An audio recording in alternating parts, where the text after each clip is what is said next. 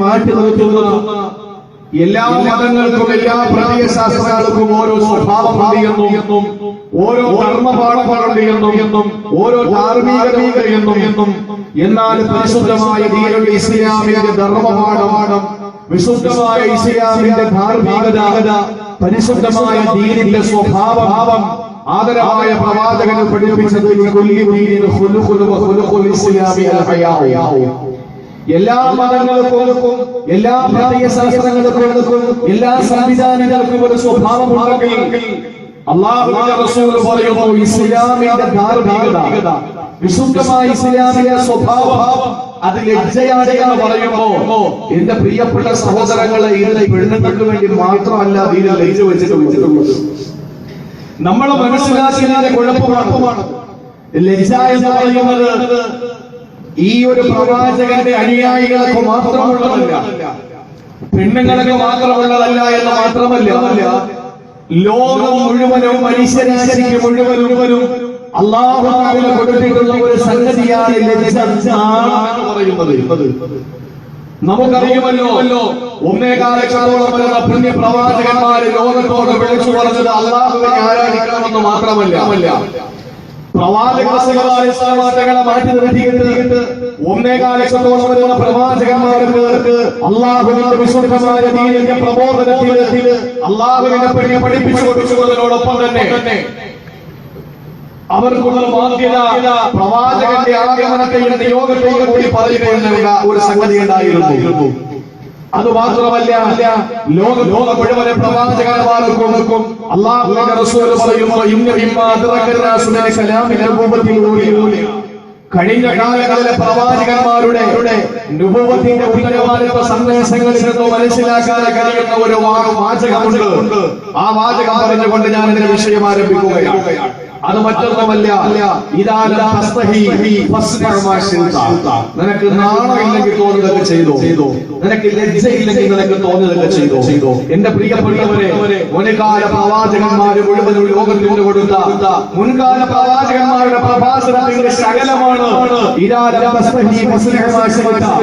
നിനക്ക് നാണമില്ലെങ്കിൽ നിനക്ക് ലജ്ജയില്ലെങ്കിൽ നിനക്ക് തോന്നുന്നതൊക്കെ ചെയ്യാമെന്ന് പ്രവാചകന്മാര് മുഴുവനും ലോകത്തിനോട് പറഞ്ഞ കാര്യമാണ്. എന്റെ പ്രിയപ്പെട്ട സഹോദരങ്ങളോട് എനിക്ക് പറയാനുള്ളത് ഇത് സ്ത്രീകൾക്ക് മാത്രം ഉത്തരവാദിത്തപ്പെട്ട വിഷയമല്ല, നമ്മുടെ സമുദായത്തിന് മാത്രം പ്രത്യേകമാക്കപ്പെട്ട വിഷയമല്ല. മറിച്ച് മനുഷ്യരെവിടെയുണ്ടോ, ആണാകട്ടെ പെണ്ണാകട്ടെ, അവരുടെ ധാർമ്മിക ഉത്തരവാദിത്വമാണ് ലജ്ജ പറയുന്ന ഒരു ഭാഗം. അല്ലാഹു നമുക്ക് നാണം നൽകി അനുഗ്രഹിക്കുമാറാവട്ടെ, നമുക്ക് ലജ്ജ നൽകി അനുഗ്രഹിക്കുമാറാവട്ടെ. ലജ്ജയില്ലെങ്കിൽ എല്ലാം ചെയ്യാം, ലജ്ജയില്ലെങ്കിൽ എന്തെല്ലാം ചെയ്യാം. ആദരവായ പ്രവാചകൻ പറഞ്ഞു ഒന്നേകാൽ ലക്ഷത്തോളം വരുന്ന പ്രവാചകന്മാര് ലോകത്തിന് കൊടുത്ത സന്ദേശമാണ് നിനക്ക് നാണമില്ലെങ്കിൽ തോന്നിയതൊക്കെ ചെയ്തോടാ, നിനക്ക് ലജ്ജയില്ലെങ്കിൽ തോന്നിയതൊക്കെ ചെയ്തോ എന്ന് മുഴുവൻ പ്രവാചകന്മാരെ ലോകത്തോട് സമ്മാനിച്ച ഏറ്റവും വലിയ സന്ദേശത്തിന്റെ സകലമാണെങ്കിൽ എന്റെ പ്രിയപ്പെട്ട സഹോദരങ്ങളെ, ഞാനും നിങ്ങളും വിശ്വസിക്കുന്ന പരിശുദ്ധമായ ദീനുണ്ടല്ലോ, അല്ലാഹുവിന്റെ പരിശുദ്ധമായ ദീനിന്റെ ഏറ്റവും നല്ല സ്വഭാവ ഗുണമാണ്. ആ പരിശുദ്ധമായ ദീനിന്റെ ധാർമ്മിക ബോധമാണ്, ധാർമ്മിക ഉത്തരവാദിത്വമാണ്, ഇസ്ലാമിന്റെ സ്വഭാവമാണ് എന്ന് ലോകത്തോട് പ്രവാചകനെ പഠിപ്പിച്ചതാണ്.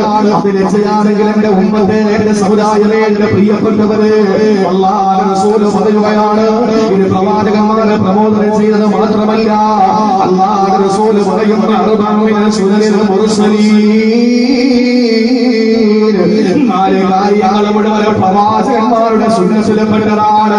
നാല് കാര്യങ്ങൾ മുഴുവൻ പ്രവാചകന്മാരുടെ ചരിത്രത്തിൽപ്പെട്ടതാണ്.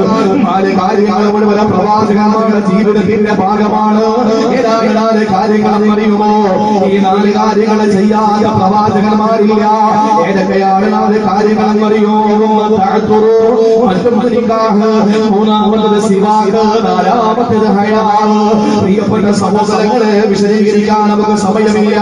മുഴുവൻ പ്രവാചകന്മാരുടെയും സ്വഭാവം എന്താണ് സമർപ്പിക്കുകയാണ്. മുഴുവൻ പ്രവാചകന്മാർക്ക് ഒഴിച്ചുകൂടാൻ പറ്റാത്ത നാല് സംഗതികളെ പഠിപ്പിക്കുകയാണ്. ഒന്നാമത്തെ പെർഫ്യൂമുകളാണ്, സുഗന്ധദ്രവ്യഭൂഷലാണ്. രണ്ടാമത്തതോ വിവാഹം കഴിക്കലാണ്, പല്ല് തേക്കലാണ്. ലജ്ജയെന്ന് പറയുന്ന സ്വഭാവം.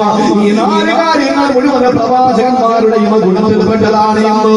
ഈ 4 കാര്യങ്ങൾ മുഴുവൻ പ്രവാചകന്മാരുടെ ഈ ഗുണഗണത്തിൽപ്പെട്ടതാണ് എന്ന് ലോകത്തിന്റെ നായകനെ പ്രഖ്യാപിക്കുമ്പോ പ്രിയപ്പെട്ട സഹോദരങ്ങളെ, നിങ്ങൾക്കറിയുമോ അല്ലാഹുവിന്റെ റസൂൽ എങ്ങനെയുള്ള ആളായിരുന്നു? ചിലപ്പോൾ ഒരുമിച്ച് കൂടിയ പ്രിയപ്പെട്ടവരോട് ലജ്ജയെന്ന വിഷയം പറയുമ്പോ എന്റെ പെണ്ണുകളെ, നിങ്ങളെ പറ്റി മാത്രമല്ല പറയേണ്ടത് സഹോദരങ്ങളെ, പെണ്ണുങ്ങൾക്ക് മാത്രമുള്ള കാര്യമല്ല ലജ്ജ, അവർക്ക് വേണ്ട കാര്യമാണ് ലജ്ജയെന്നിരിക്കവേ. ലോകത്തുള്ള മുഴുവൻ മനുഷ്യരാശിക്കും മേഖലല്ലേ ലജ്ജയെന്ന് പറയുന്നത്. ആദരവായ റസൂൽ സ്വയംയുള്ള ആളായിരുന്നെന്നറിയോ? സഹാബത്ത് പറയുകയാണ്, നബി സല്ലല്ലാഹു അലൈഹി വസല്ലമ അശദ്ദ ഹയാഅൻ മിനൽ അദ്റാഇ ഫീ ഹിദരിഹാ. ലോകത്തിന്റെ നായകന്റെ സ്വഭാവം വിശദീകരിക്കുകയാണ്. ചിലപ്പോൾ ഒരുമിച്ച് കൂടി ചെറുപ്പക്കാരോട് പറയുന്നു, പെങ്ങളെ ചെറുപ്പക്കാരാ, എന്റെ ശബ്ദം ശ്രവിക്കുന്ന സഹോദരങ്ങളെ, ലോകത്തുള്ള മുഴുവൻ മനുഷ്യരാശിയുടെ സ്വഭാവമായി മാറേണ്ടത് റസൂലുള്ളാഹിയുടെ മാതൃകയുണ്ടെന്നാണ്.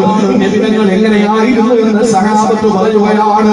നബിതങ്ങൾ അശദ്ദു ഹയാ, അല്ലാഹുവിന്റെ റസൂൽ ഖാല നബിയു അശദ്ദ ഹയാ, ഏറ്റവും ശക്തമായ ലജ്ജയുള്ള ആളായിരുന്നു, ഏറ്റവും വലിയ ലജ്ജയുള്ള മനുഷ്യനായിരുന്നു. ആരെക്കാരെന്നറിയോ? മിനൽ അദ്റാഇ ഫീ ഹിദരിഹാ. മണിയറയിൽ ഒരുമിച്ച് കൂടുന്ന ഒരു പുതിയ പെണ്ണും പുതിയ ആപ്പിളയും ഒരുമിച്ച് കൂടുമ്പോ പുതുമാപ്പിള മണിയറയിലോട്ട് കടന്നു വരുമ്പോ ആ പുതുപെണ്ണ് പ്രമാണത്തോടെ നാണൻ കുടുങ്ങിയായി ഇരിക്കുന്നുണ്ടോ? മണിയറയുടെ ഉള്ളില് പട്ടുമറ്റയില് കൊല്ലമട്ടിന്റെ കാൽവരയില് ഒരു പുതിയ പെണ്ണ് എത്രത്തോളം ലജ്ജാവതിയാണോ? ആ ലജ്ജിക്കുന്ന കന്യകയായ പെണ്ണുണ്ടല്ലോ, കല്യാണത്തിന്റെ ആദിരാത്രിയില് തന്റെ ജീവിതത്തിലോട്ട് കടന്നു വരുന്ന ചെറുപ്പക്കാരനാണ്. ഇന്നലെ വരെ ഞാൻ ഒറ്റയ്ക്കൊരു ചെറുപ്പക്കാരനോടൊപ്പം കഴിഞ്ഞിട്ടില്ല. ഇന്നലെ വരെ ഞാൻ ഒരിക്കൽ പോലും ഒരു ചെറുപ്പക്കാരനോടൊപ്പം ഒരുമിച്ച് കഴിഞ്ഞിട്ടില്ല. ഞാൻ 4 മതിൽക്കെട്ടിന്റെ ഉള്ളില് ഞാനൊരു ചെറുപ്പക്കാരനോടൊപ്പം ഒറ്റയ്ക്കാണ്. അവന്റെ വീടറിയില്ല, കൂടറിയില്ല, നാളറിയില്ല. ആകെ ഒരു മണിക്കൂറുകൾക്കുള്ളിലുള്ള പരിചയം മാത്രമാണ്. അങ്ങനെ മണിയറയിലോട്ട് കടന്നു വരുന്ന പുതുമാരന്റെ മുമ്പിൽ നാണം കുടുങ്ങിയിരിക്കുന്ന മുസ്ലിം പെണ്ണേ, നിന്റെ ലജ്ജ എത്രത്തോളം വലുതാണോ?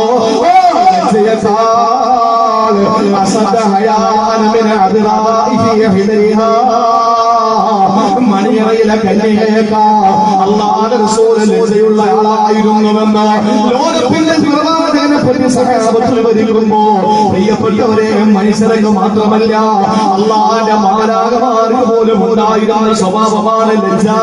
എന്റെ ചെറുപ്പക്കാരാ, എന്റെ പ്രിയപ്പെട്ട പെങ്ങളെ, ലജ്ജ എന്ന് പറയുന്ന ഈമാനിന്റെ ഭാഗമായ ഒരു വലിയ അമൂല്യമായ സ്വന്തം ജീവിതത്തിലെ കളഞ്ഞു കുളിച്ചിട്ട് മുൻകാല പ്രവാചകന്മാരുടെ സമുദായത്തോട് പറഞ്ഞ ജീവിതത്തിന്റെ സന്ദേശങ്ങൾ ഇന്ന് ഞാനും നിങ്ങളും ജീവിതത്തിന്റെ ഭാഗമാക്കി മാറ്റിയിട്ട് പോലെ ലജ്ജയില്ലാതെ ജീവിക്കുമ്പോ അല്ലാഹുവിന്റെ പ്രിയപ്പെട്ട പ്രവാചകനെ കന്യകയായ പെണ്ണും മണിയറയിലിരിക്കുമ്പോ എത്രത്തോളം ലജ്ജാവതിയാണോ?